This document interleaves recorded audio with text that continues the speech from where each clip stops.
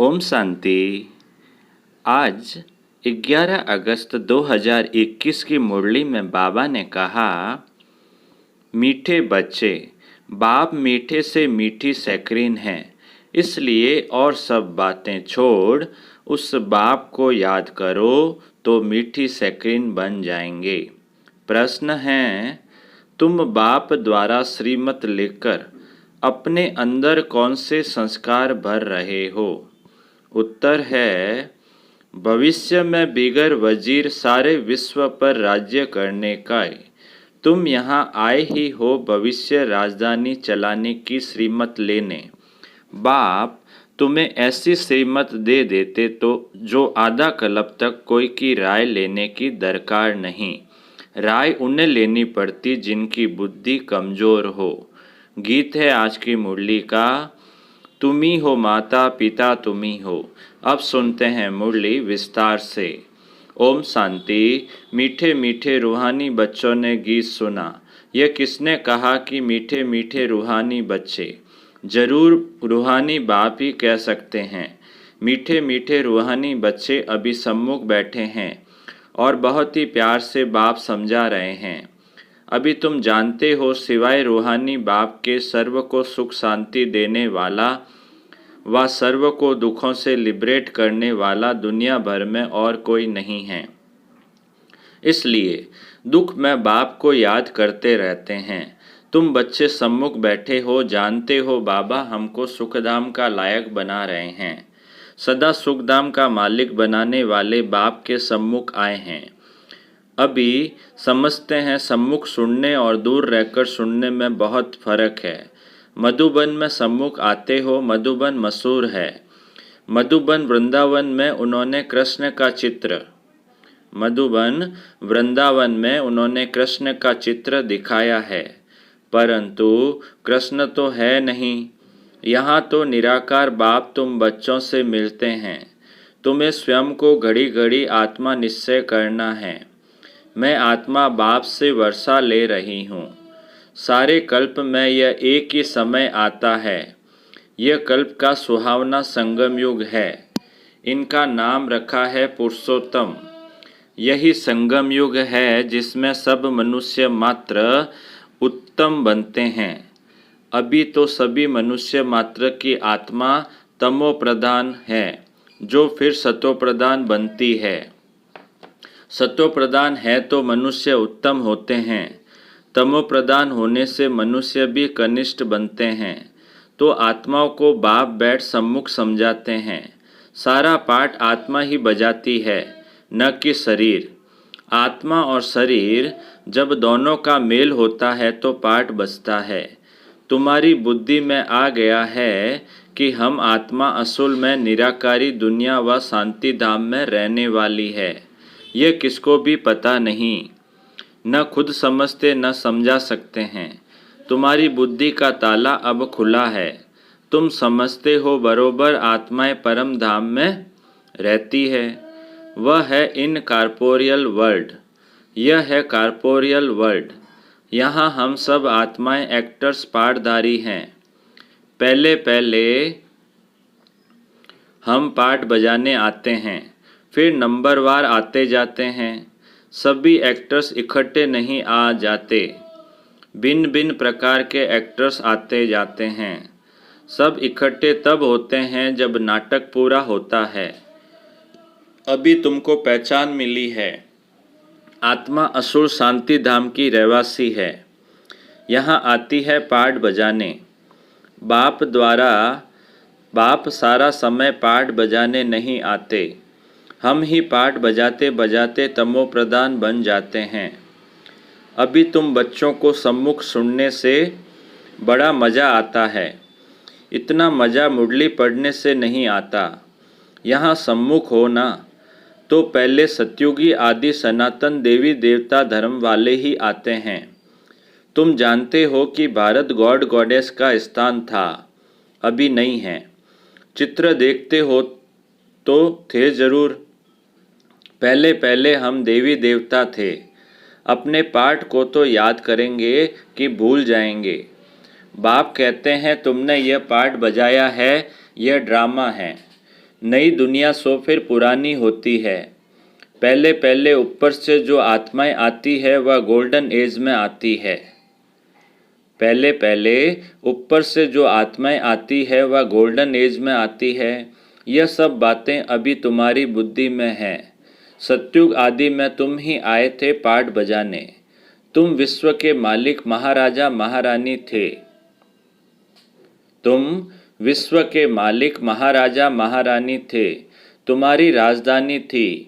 अभी तो राजधानी है नहीं। अब तुम सीख रहे हो हम राजाई कैसे चलाएंगे। वहाँ वजीर होते नहीं। राय देने वाले की दरकार नहीं। सत्युग में दरकार ही नहीं है राय देने वाले की, इसलिए वहाँ वजीर होते ही नहीं। वह तो श्रीमत द्वारा श्रेष्ठ ते श्रेष्ठ बन जाते हैं। फिर उनको दूसरे कोई से राय लेने की दरकार नहीं रहती। अगर कोई से राय ले तो समझा जाएगा इनकी बुद्धि कमज़ोर है। अभी जो श्रीमत मिलती है वह सत्युग में भी कायम रहती है। अब तुम्हारी आत्मा फ्रेश हो रही है। अभी तुम बच्चों को देही अभिमानी बनना है। शांति धाम से आकर यहाँ तुम टॉकी बने हो। टॉकी होने बिगर कर्म हो न सके। यह बड़ी समझने की बातें हैं। जैसे बाप में सारा ज्ञान है वैसे तुम्हारी आत्मा में भी अब ज्ञान है। जैसे बाप में सारा ज्ञान है वैसे तुम्हारी आत्मा में भी अब ज्ञान है। आत्मा कहती है हम एक शरीर छोड़ संस्कार अनुसार फिर दूसरा लेता हूँ। पुनर्जन्म भी जरूर होता है। आत्मा को जो भी पाठ मिला है वह बजाती रहती है और संस्कारों अनुसार दूसरा जन्म लेती रहती है। आत्मा की दिन प्रतिदिन प्योरिटी की डिग्री कम होती जाती है। आत्मा की दिन प्रतिदिन प्योरिटी की डिग्री कम होती जाती है। पतित अक्सर द्वापर के बाद काम में लाते हैं, फिर भी थोड़ा सा फर्क जरूर पड़ जाता है। तुम नया मकान बनाओ, 1 मास के बाद कुछ फर्क जरूर पड़ेगा। अभी तुम समझते हो बाबा हमको वर्षा देते हैं। बाप कहते हैं हम आए हैं तुम बच्चों को वर्षा देने। जितना जो पुरुषार्थ करेंगे उतना पद पाएंगे। बाप के पास कोई फर्क नहीं है। बाप जानते हैं हम आत्माओं को पढ़ाते हैं। आत्मा हर एक अपने लिए पुरुषार्थ करती है। मेल फीमेल की दृष्टि यहाँ नहीं रहती। तुम सब बच्चे बेहद बाप से वर्षा ले रहे हो। सभी आत्माएं ब्रदर्स हैं जिनको बाप पढ़ाते हैं, वर्षा देते हैं। बाप ही रूहानी बच्चों से बात करते हैं कि हे लाडले मीठे सिकिलदे बच्चों, तुम बहुत समय पाठ बजाते बजाते अब फिर आकर मिले हो अपना वर्षा लेने। यह भी ड्रामा में नूंद है। शुरू से लेकर पाठ नूंदा हुआ है। बाबा कहते यह भी ड्रामा में नूंद है, शुरू से लेकर पाठ नूंदा हुआ है। तुम एक्टर्स पाठ बजाते एक्ट करते रहते हो। आत्मा अविनाशी है, इसमें अविनाशी पाठ भरा हुआ है। शरीर तो बदलता रहता है, बाकी आत्मा सिर्फ प्योर से इनप्योर बनती है। सत्युग में है पावन, इसको कहा जाता है पतित दुनिया। अभी सुखधाम स्थापन होता है, बाकी सब आत्माएं मुक्ति धाम में रहेगी।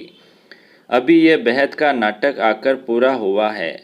सभी आत्माएं मच्छरों मिसल जाएगी। इस समय कोई भी आत्मा आए तो पतित दुनिया में उनकी क्या वैल्यू होगी। वास्तव में वैल्यू उनकी है जो पहले पहले नई दुनिया में आते हैं। नई दुनिया भी वह फिर पुरानी बनी है। नई दुनिया में देवताएं थे, वहाँ दुख का नाम नहीं था, यहाँ तो अथाह दुख है। बाप आकर दुख की पुरानी दुनिया से लिबरेट करते हैं। यह पुरानी दुनिया बदलनी जरूर है। जैसे दिन के बाद रात, रात के बाद दिन होता है, तुम समझते हो बरोबर हम सत्युग के मालिक बनेंगे। तो हम क्यों न आत्मा निश्चय कर और बाप को याद करें। कुछ तो मेहनत करनी होगी। राजाई पाना कोई सहज थोड़ी है। बाप को याद करना है। यह माया का वंडर है जो घड़ी घड़ी तुमको बुला देती है। इसके लिए उपाय रचना चाहिए। ऐसे नहीं मेरा बनने से याद जम जाएगी। बाकी पुरुषार्थ क्या करेंगे? नहीं, जब तक जीना है पुरुषार्थ करना है। ज्ञान अमृत पीते रहना है।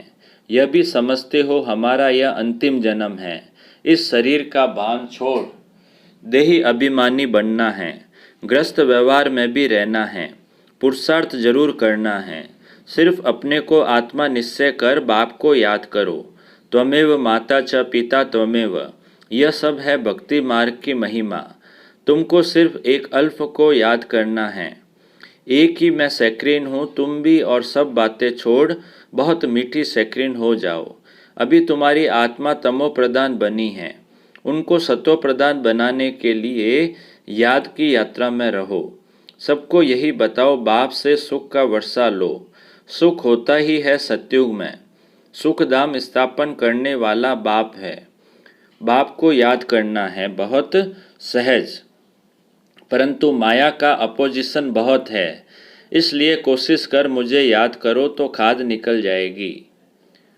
इसलिए कोशिश कर मुझे याद करो तो खाद निकल जाएगी। सेकंड में जीवन मुक्ति गाया जाता है। इस ड्रामा में हर एक को अपना पार्ट रिपीट करना है। इस ड्रामा के अंदर सबसे जास्ती हमारा पार्ट है। सुख भी सबसे जास्ती हमको मिलेगा। बाप कहते हैं तुम्हारा देवी देवता धर्म बहुत सुख देने वाला है और बाकी सब शांति धाम में चले जाएंगे। हिसाब किताब चुकतू कर, जास्ती विस्तार में हम क्यों जाएं। बाप आते ही हैं सबको वापस ले जाने। मच्छरों सदृश्य सबको ले जाते हैं। शरीर खत्म हो जाएंगे। बाकी आत्मा जो अविनाशी है वह हिसाब किताब चुकतू कर चली जाएगी।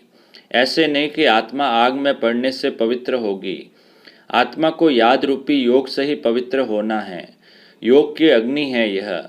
उन्होंने फिर नाटक बैठ बनाए हैं। सीता आग से पार हुई। आग से कोई एक को थोड़ी पार होना है।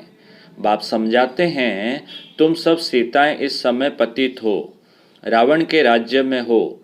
अब एक बाप की याद से तुमको पावन बनना है। राम एक ही है। अग्नि अक्सर सुनने से समझते हैं। आग से पार हुई। कहाँ योग अग्नि, कहाँ यह। आत्मा परमात्मा से योग रखने से पति से पावन होगी। रात दिन का फर्क है। आत्माएं सब सीताएं हैं। रावण की जेल में शोक वाटिका में हैं। यहाँ का सुख तो कागविष्टा मिसल है। स्वर्ग के सुख तो अथाह है। तो बच्चों को ज्ञान रत्नों से झोली भरनी चाहिए। कोई भी प्रकार का संशय नहीं आना चाहिए। देह अभिमान आने से फिर अनेक प्रकार के प्रश्न आदि उठते हैं। फिर बाप जो धंधा देते हैं वह करते नहीं हैं। मूल बात है हमको पति से पावन बनना है। दूसरे कोई भी संकल्प उठाने की दरकार नहीं है। यह है पतित दुनिया, वह है पावन दुनिया। मुख्य बात है ही पावन बनने की। पावन कौन बनाएंगे ये कुछ भी पता नहीं। बोलो तुम पतित हो तो बिगड़ पड़ेंगे। अपने को विकारी कोई भी समझते नहीं। कहते हैं गृहस्थी तो सब थे। राम सीता लक्ष्मी नारायण को भी तो बच्चे थे ना। वहाँ भी तो बच्चे पैदा होते हैं। यह भूल गए हैं कि उसको वाइसलेस वर्ल्ड कहा जाता है। वह है शिवालय। बाप तुम बच्चों को कितनी युक्तियाँ बताते रहते हैं। यह तो बाप टीचर गुरु है जो सबको सद्गति देते हैं। वह तो एक गुरु मर गया तो फिर बच्चे को गद्दी देंगे। अब वो कैसे सद्गति में ले जाएंगे। सर्व का सद्गति दाता है ही एक। रावण राज्य में है दुर्गति, राम राज्य में है सद्गति। सतो प्रधान से सतो रजो तमो तुम्हारी बुद्धि में 84 जन्म का चक्र बैठा है। तुम जैसे अब लाइट हाउस हो, ज्ञान से इस चक्र को जान गए हो कि यह कैसे फिरता है। अभी तुम बच्चों को और सबको रास्ता बताना है। तुम सब सेना हो, तुम पायलट हो, रास्ता बताने वाले। सबको बोलो अब शांति धाम सुख धाम को याद करो, कलयुग दुख धाम को भूल जाओ। हम आपको बहुत अच्छा रास्ता बताते हैं। पतित पावन एक ही निराकार बाप है। उनको याद करने से तुम पावन बन जाएंगे। तुम्हारी आत्मा पर जो कट चढ़ी हुई है वह उतरती जाएगी। भगवानुवाच मन मना भव। शिव भगवानुवाच विनाश काले विपरीत बुद्धि विनिशंति और विनाश काले परमपिता परमात्मा के साथ प्रीत बुद्धि विजयंती। तुम्हारी जितनी प्रीत बुद्धि होगी उतना ऊंच पद पाएंगे। देह अभिमान में आने से इतना ऊंच पद नहीं पा सकेंगे। अच्छा बाप दादा बोले, मीठे मीठे सिकिलदे बच्चों प्रति माता पिता बाप दादा का याद प्यार और गुड मॉर्निंग। रूहानी बाप की रूहानी बच्चों को नमस्ते। हम रूहानी बच्चों की रूहानी बाप दादा को याद प्यार, गुड मॉर्निंग और नमस्ते नमस्ते नमस्ते। सदा रहेंगे हंसते हंसते, बन जाएंगे फरिश्ते। वाह बाबा वाह, वाह मेरा भाग्य।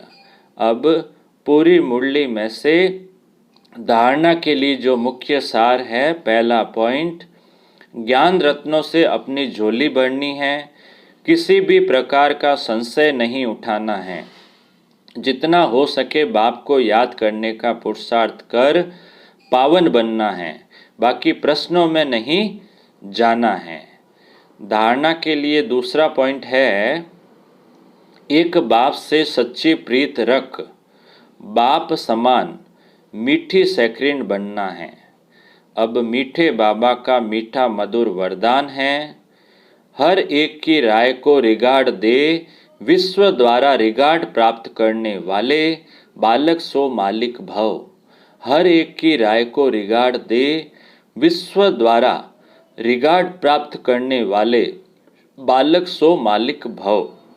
विस्तार है, चाहे कोई छोटा हो या बड़ा, आप हर एक की राय को रिगार्ड जरूर दो, क्योंकि कोई की भी राय को ठुकराना गोया अपने आप को ठुकराना है। इसलिए यदि किसी के व्यर्थ को कट भी करना है तो पहले उसे रिगार्ड दो, सम्मान दे, फिर शिक्षा दो। यह भी तरीका है। जब ऐसे रिगार्ड देने के संस्कार भर जाएंगे तो विश्व से आपको रिगार्ड मिलेगा। इसके लिए बालक सो मालिक, मालिक सो बालक बनो। बुद्धि बेहद में शुभ कल्याण की भावना से संपन्न हो। आज की मुरली का स्लोगन है, मस्तक पर सदा साथ की स्मृति का तिलक लगाना, यही सुवाग की निशानी है। मस्तक पर सदा साथ की स्मृति का तिलक लगाना, यही सुवाग की निशानी है। अच्छा, ओम शांति।